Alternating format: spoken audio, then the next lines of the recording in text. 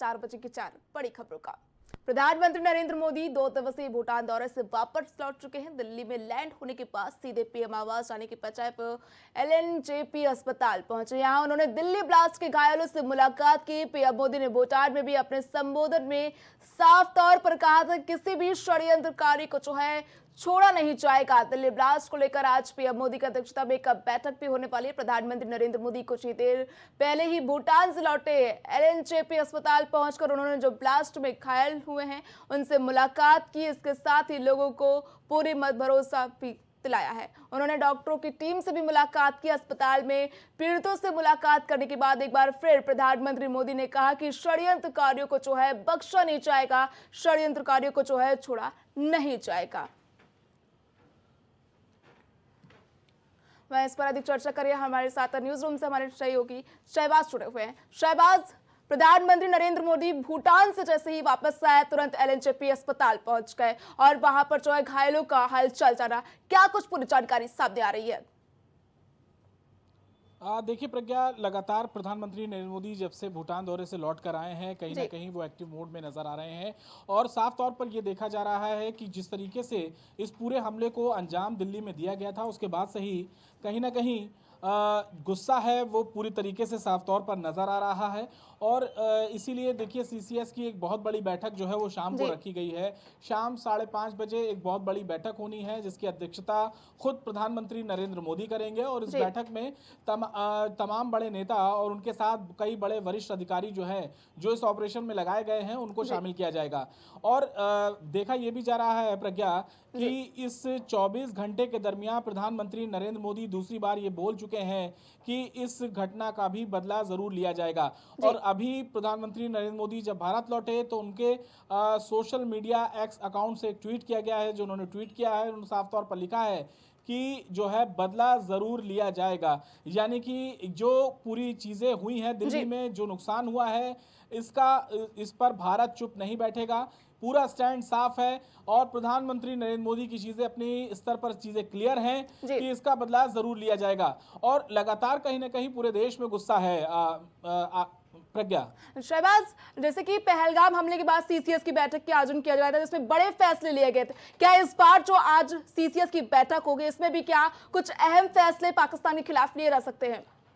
बिल्कुल लिए जा सकते हैं और लिए जाने वाले हैं फैसले। और जिस तरीके से बैठक से पहले उनका ट्वीट आया है प्रधानमंत्री नरेंद्र मोदी का, वो भी इस ओर इशारा कर रहा है कि अगर घटना में जो भी लोग संलिप्त होंगे उनके खिलाफ सख्त एक्शन जो है केंद्र सरकार उठाएगी, भारत सरकार उठाएगी। और ये बात पहले भी प्रज्ञा देखी कही जा चुकी है कि अगर पाकिस्तान या फिर पाकिस्तान में बैठे जो आतंकिस्तान की फैक्ट्री चलाने वाले जो आतंकी हैं अगर इस तरीके की हिमाकत दोबारा करते हैं तो भारत उससे भी ज्यादा तगड़ा स्तर पर जवाब देगा। और ये बताया गया है कि ऑपरेशन सिंदूर महज एक ट्रेलर था और पाकिस्तान के खिलाफ कार्रवाई जो है वो कभी रुकी नहीं थी और जो ऑपरेशन सिंदूर जो है वो हमेशा जारी रहा है। इसके खिलाफ कार्रवाइयां जो है वो लगातार जारी रही हैं। बस हाँ, हालांकि थोड़े दिनों के लिए जो ऑपरेशन सिंदूर की जो कार्रवाई थी वो जरूर रोक दी गई थी, लेकिन ये जरूर उसमें कहा गया था कि अगर पाकिस्तान दोबारा से इस तरह की कोई चीजें करता हुआ नजर आता है तो उसके खिलाफ कार्रवाई जरूर होगी। अब जिस तरीके से जो पाकिस्तान के तमाम आतंकी संगठन है जैसे एलईटी हुआ, जेईएम हुआ, तो जैश ए मोहम्मद, जिससे कि इस बार जो है जेईएम का नाम बहुत ज्यादा सुर्खियों में आ रहा है और जो डॉक्टर अदील है या फिर डॉक्टर मुजम्मिल, इन सब का जो कनेक्शन है वो जेईएम से निकलता हुआ सामने आ रहा है। और पिछली बार जिस तरह से लश्कर तैयबा का कनेक्शन सामने आया था और इस बार जैश ए मोहम्मद का कनेक्शन सामने आ रहा है। और ये सारे आतंकवादी संगठन जो है वो कहीं ना कहीं यहीं पर ही भारत को ही टारगेट करते हुए नजर आते हैं, लेकिन इनकी जो फैक्ट्री है वो पाकिस्तान से संचालित की जाती है। जो आतंकी हैं वो वहीं बैठे हुए हैं। किस तरीके से हमने देखा था जो आतंकवादी संगठनों के जो अड्डे थे वो नष्ट किए गए थे ऑपरेशन सिंदूर के दौरान। और वहां पर जिस तरीके से देखिए मसूद अजहर का जो परिवार था वो बहावलपुर में अपनी जो है शरण लिए हुए था।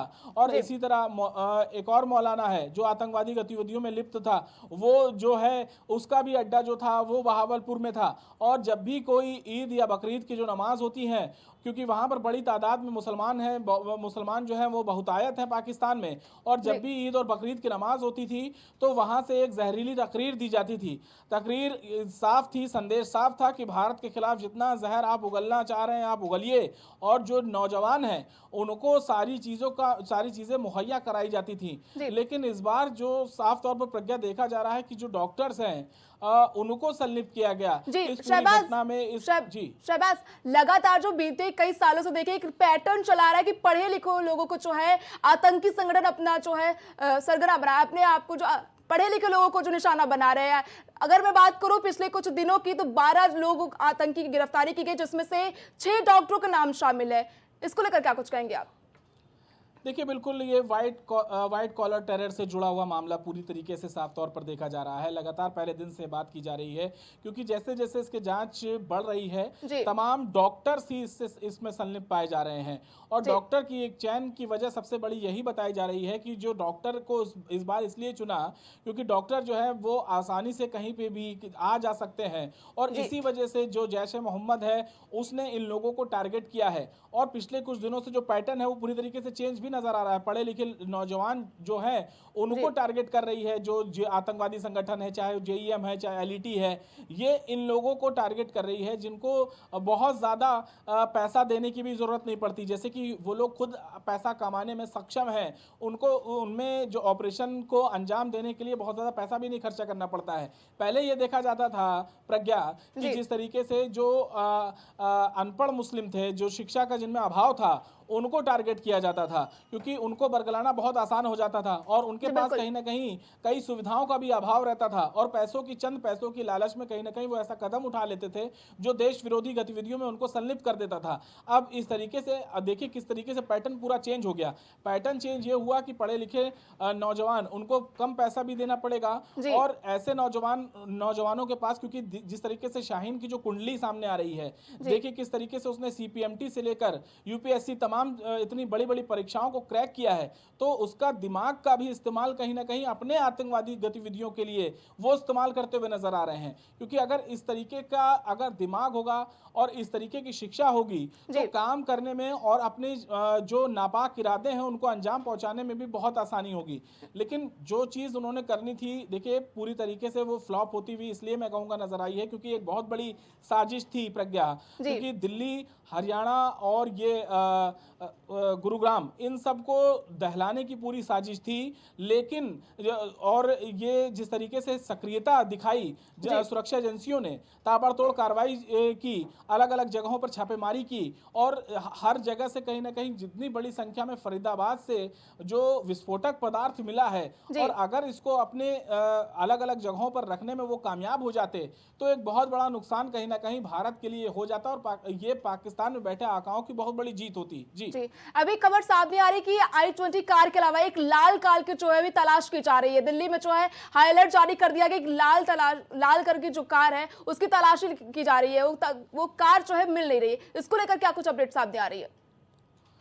देखिए बिल्कुल, क्योंकि देखिए इस पूरे मॉड्यूल में कहीं ना कहीं कई और लोगों की भी संलिप्तता है, क्योंकि बहुत आसानी से जो चीज़ें दिख रही हैं, अभी भी कई राज से पर्दा खुलना बाकी है।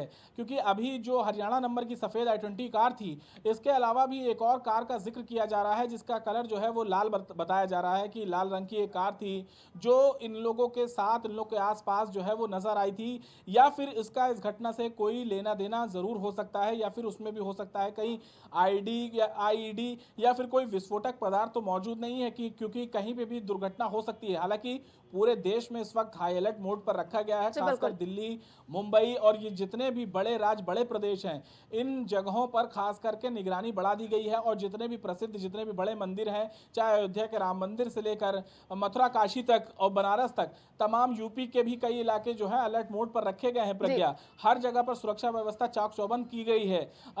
जो सुरक्षा एजेंसियां हैं वो अपनी इस धमाके की जांच अलग कर रही हैं, तो अभी जो है कई राज जो है वो खुलने बाकी हैं प्रज्ञा। जी, तमाम जानकारी के लिए बहुत बहुत धन्यवाद शहबाज। आपको बता दें कि प्रधानमंत्री नरेंद्र मोदी भूटान से लौटते एलएनजेपी अस्पताल पहुंचे। यहां पर घायलों का प्रधानमंत्री ने हालचाल जाना और डॉक्टरों से भी वहां पर प्रधानमंत्री नरेंद्र मोदी ने जो है बातचीत की। और अस्पताल से निकलते वक्त प्रधानमंत्री नरेंद्र मोदी ने कहा कि षड्यंत्रकारियों को जो है अब बख्शा नहीं जाएगा। इससे पहले भी भूटान की धरती पर जो है प्रधानमंत्री नरेंद्र मोदी इस बात का जिक्र कर चुके हैं कि जो भी इस साजिश के पीछे होगा उस साजिशकर्ता को जो है भारत बख्शेगा नहीं।